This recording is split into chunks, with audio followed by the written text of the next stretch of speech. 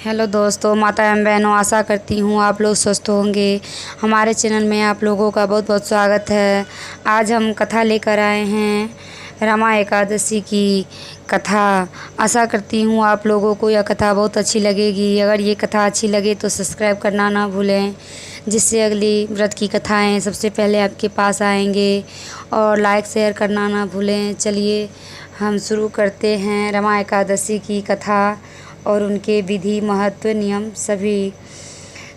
एक बार श्री कृष्ण से अर्जुन बोले, हे श्री कृष्ण, आप मुझे कार्तिक माह के कृष्ण पक्ष की एकादशी की कथा सुनाइए।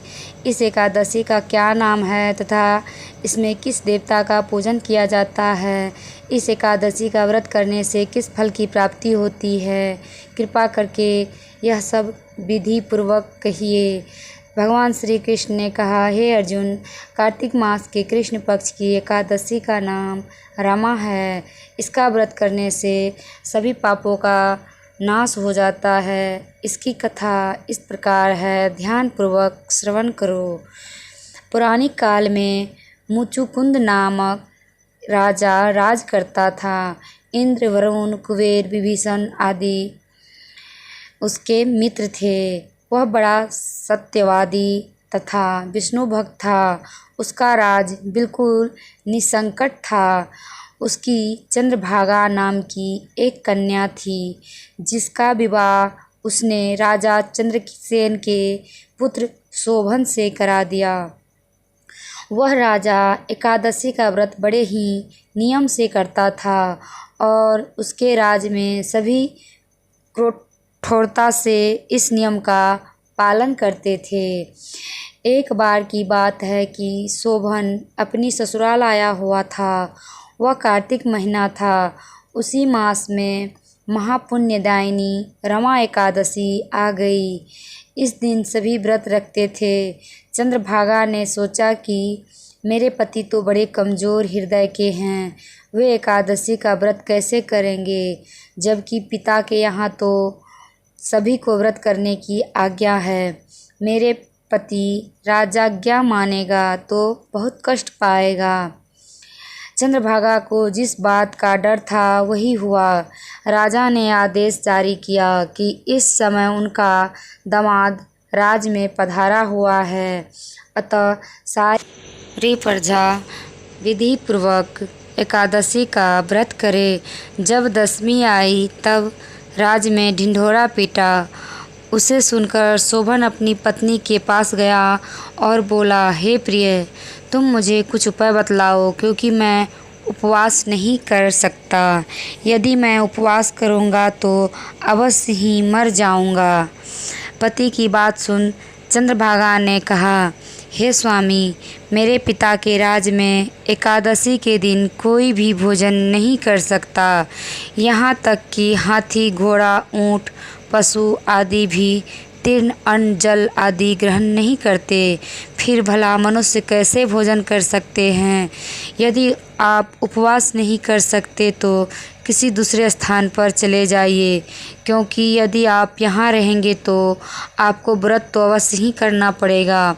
पत्नी की बात सुन शोभन ने कहा, हे प्रिय, तुम्हारी राय उचित है, परंतु मैं व्रत करने के डर से किसी दूसरे स्थान पर नहीं जाऊंगा।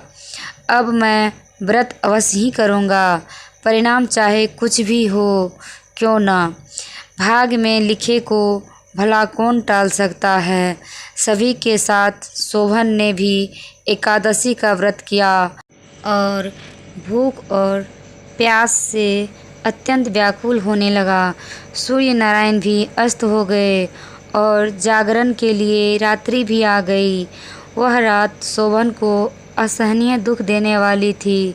दूसरे दिन सूर्योदय होने से पूर्व ही भूख प्यास के कारण शोभन के प्राण पखेरु उड़ गए।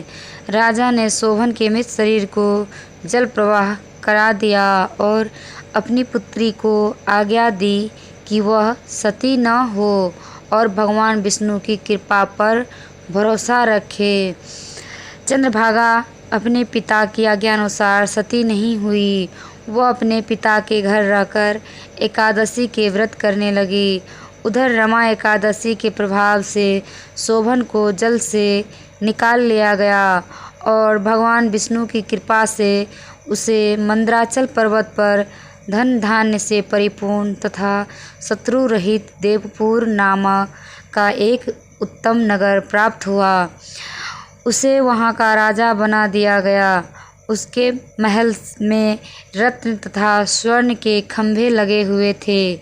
राजा शोभन स्वर्ण तथा मणियों के सिंहासन पर सुंदर वस्त्र तथा आभूषण धारण किए बैठा था। गंधर्व तथा अप्सराएं नृत्य कर उसकी स्तुति कर रहे थे। उस समय राजा शोभन मानो दूसरा इंद्र प्रतीत हो रहा था। उन्हीं दिनों मुचुकुंद नगर में रहने वाला सोम शर्मा नाम का एक ब्राह्मण तीर्थ यात्रा के लिए निकला हुआ था। घूमते घूमते वह शोभन के राज में जा पहुंचा। उनको देखा वह ब्राह्मण उसको राजा का जमाई जानकर उसके निकट गया। राजा शोभन ब्राह्मण को देख आसन से उठ खड़ा हुआ और अपने ससुर तथा स्त्री चंद्रभागा की कुशल क्षेम पूछने लगा।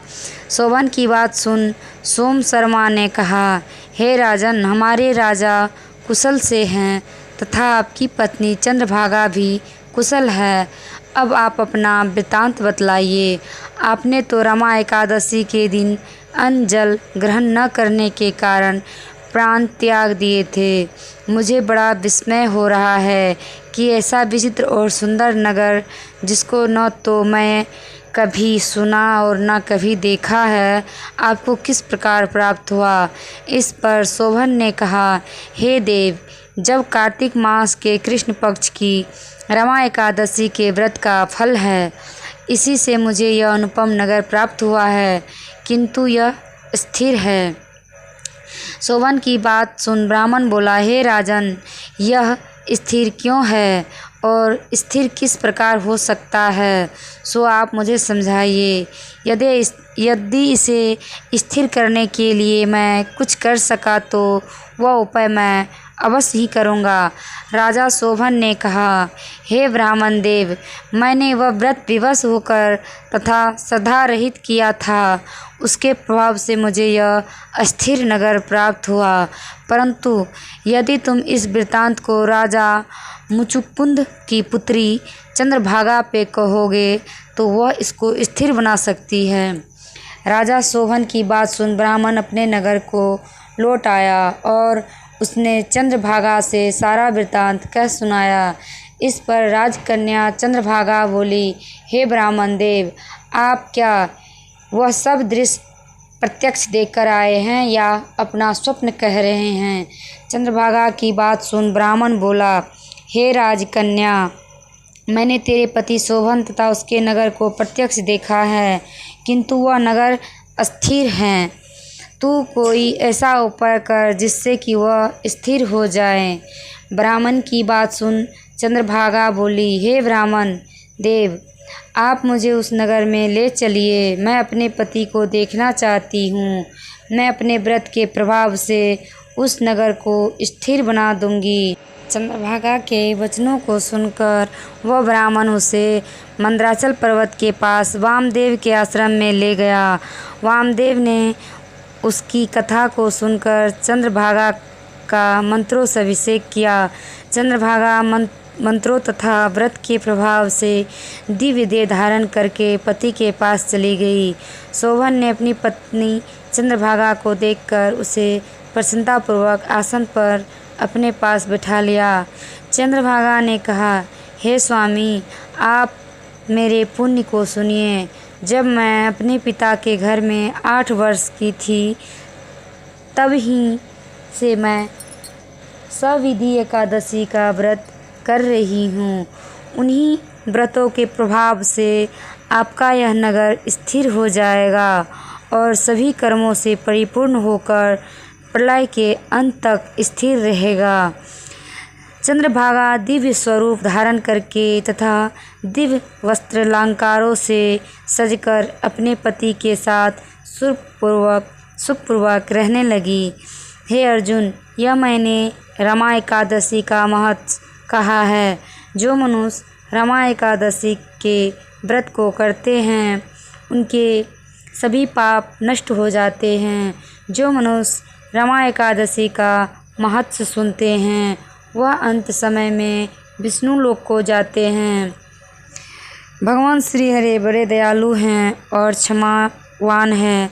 श्रद्धापूर्वक या विवश होकर भी यदि कोई उनका पूजन या एकादशी व्रत करता है तो वह उसे भी उत्तम फल प्रदान करते हैं। परंतु मनुष्य को चाहिए कि वह भगवान का पूजन पूरी श्रद्धा से करे। शोभन अपनी पत्नी द्वारा श्रद्धापूर्वक किए गए एकादशी व्रतों के कारण अपने राज्य को स्थिर कर सका। ऐसी सुकर्मा पत्नी भगवान श्री हरि की कृपा से ही प्राप्त हो सकती हैं। ओम हरि। ये थी हमारी आज की कथा। ध्यान से सुनने के लिए धन्यवाद। ओम हरि।